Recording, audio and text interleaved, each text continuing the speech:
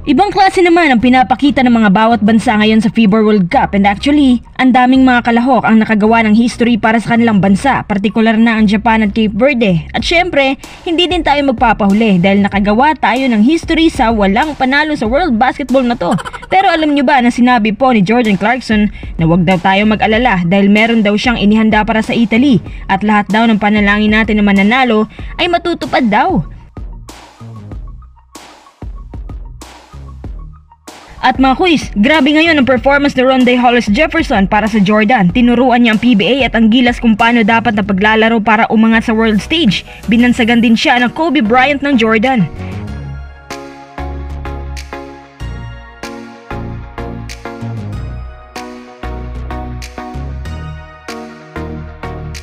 Pero bago tayo magpatuloy, kung nais yung suportahan ng aking channel, just click subscribe and share.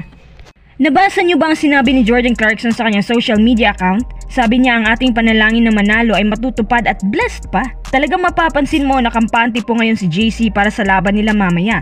Pero ang ating mga kabayan para may prediction na wala ng pag-asa at malabo pa sa sabaw ng pusit kung tayo ay mananalo. Dahil alam niyo ba, kailangan pala natin manalo ng up by 13 points at dapat matalo ang Angola sa next game nila para mag-qualify tayo sa next round. So far, meron ng 5 countries ata yung nag-qualify sa next round kung hindi ako nagkakamali. Dapat 16 countries ang makapasok sa next round at hindi ako sigurado kung may spot tayo sa 16 na yan.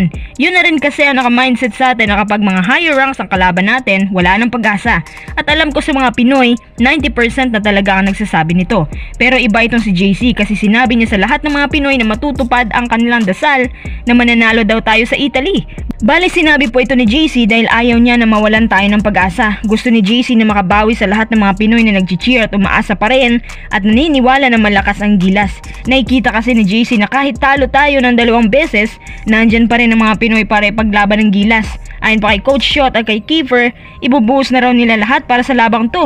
Kung ito naman ang last game, wala na silang magagawa, bawi na lang next time. Nakafocus daw sila kung paano tatapatan ang Italy play-by-play. Mas tututukan daw nila ang kanilang shooting at sana lang daw ay ang tawagan sa refs pumabor naman sa kanila dahil kampante ngayon si JC. Parang may tinatago itong sekreto laban sa Italy. Parang may inihanda siyang ibang level ng strategiya para masabayan ang Italy. Rank 10 po ang Italy sa FIBA kaya sana lang gumana ang sinasabi nila. Marami naman ang believe kay JC dahil sa kanyang pinapakita na wala siyang sinisisi. Tsaka hindi rin siya na panghihinaan ng loob. Yung alam mo na good vibes lang siya. Tsaka ayaw din niya ng special treatment mula sa mga Pinoy. Marunong makisama at kung ano lang yung system na binibigay ni Coach Shot sa kanya, yun lang din ang susundin niya. Hindi siya yung nag-overpower kasi NBA player siya eh. Alam ko sa kaloob-looban ni JC, may masasabi talaga siya pero tikom lang bibig niya at nire-respeto ang coaching staff ng Gilas. Tingnan natin kung ano ba talaga itong secret weapon ni JC na ipapakita niya laban sa Italy. At sana may pag-asa pa na maka-advance tayo sa next round. Sa palagay niyo mga kuys, makakaabante kaya tayo sa susunod na round?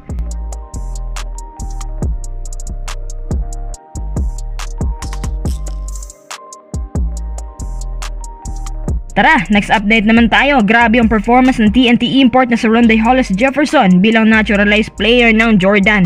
Nung game nila laban sa New Zealand, nang dahil sa kanya nag-overtime. Siya din ang headline ngayon sa Jordan social media at headline din sa PBA dahil nga siya ang magiging import ngayon sa TNT sa upcoming conference. Ang swerte naman ng TNT dito.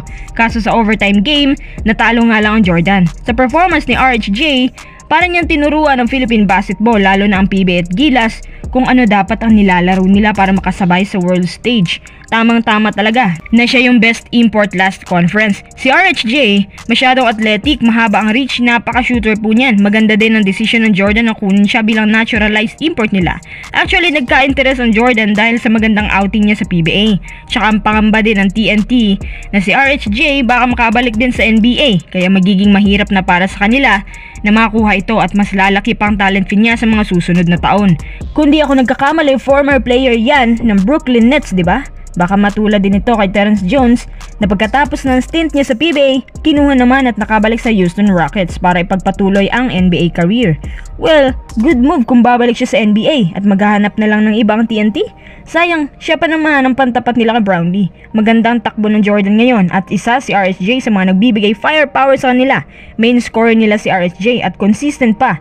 Siya po ang sinasabing Kobe Bryant ng Jordan ngayon dahil sa kanyang Mamba mentality. Sa katunayan, noong nasa NBA pa si RSJ, pinayuhan daw siya ni Kobe na dapat tanggapin ang lahat ng hamon at pag-aralan kung paano gawin. Walang tatalikuran at maging confident sa lahat ng bagay dahil ikaw rin ang gagawa ng sarili mong pangalan.